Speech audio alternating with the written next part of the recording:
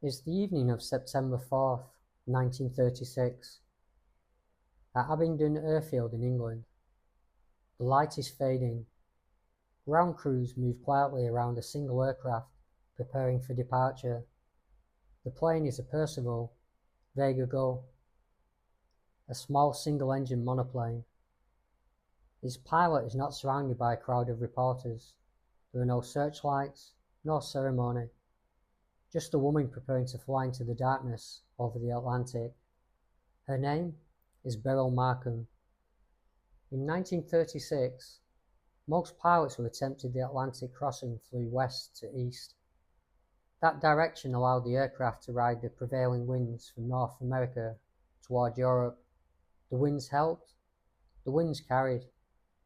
But Beryl Markham chose the harder direction. She planned to fly east to west, into the wind, against the natural currents of the sky.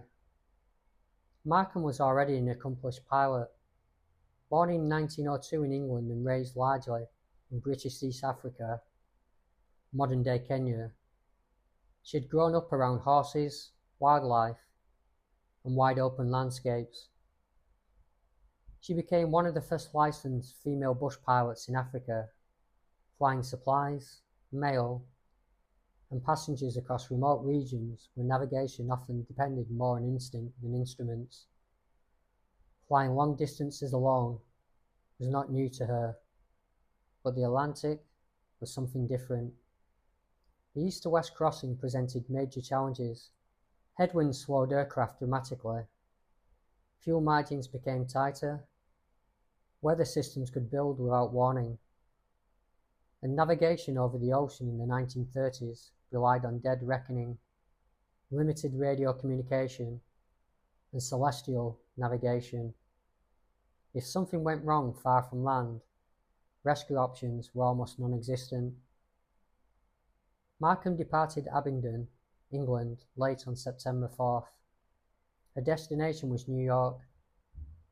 The aircraft carried extra fuel, survival equipment, and basic instruments, but once she left the British coast behind, the flight would become an exercise in endurance and navigation across thousands of miles of open water.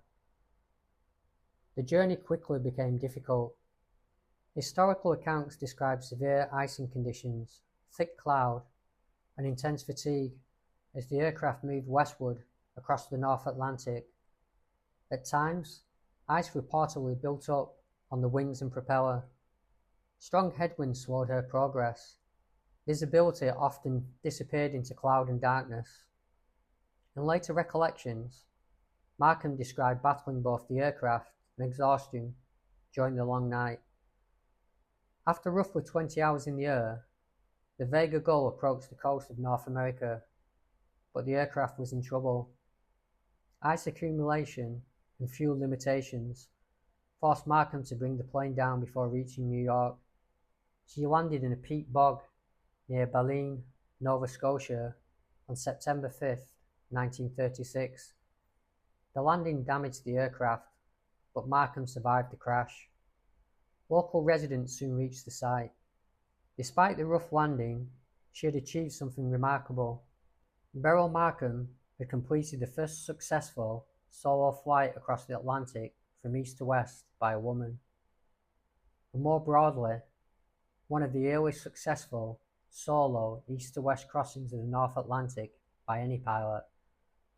A route widely considered more dangerous than the traditional west to east flight. The achievement placed her among the great pioneers of early aviation, but Markham herself rarely presented the flight as a heroic spectacle. In later years, she wrote about flying with a calm, reflective tone, most famously in her memoir, West with the Night, first published in 1942. The book would later be praised by writers such as Ernest Hemingway, who famously remarked that Markham can write rings around all of us. What makes Beryl Markham's Atlantic flight linger in aviation history is not only the achievement itself, it is the choice behind it, the decision to take the harder direction, to leave England knowing the winds would fight every mile, to fly west when almost everyone else chose east. In the early age of aviation, pilots were still discovering what was possible in the sky. Routes were uncertain, weather forecasts were limited, aircraft were fragile compared to modern machines.